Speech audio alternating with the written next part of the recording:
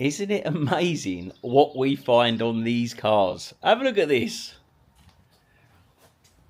So, as you can see, no tyre tread on that car.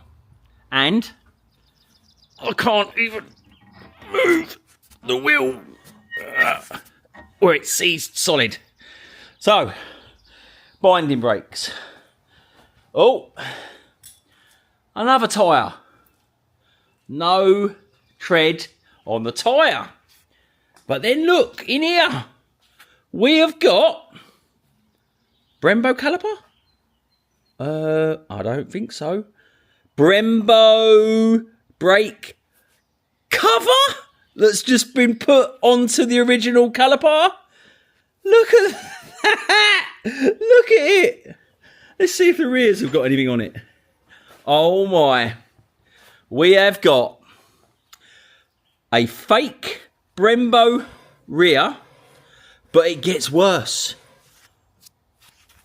It's got bloody Phillips screws holding.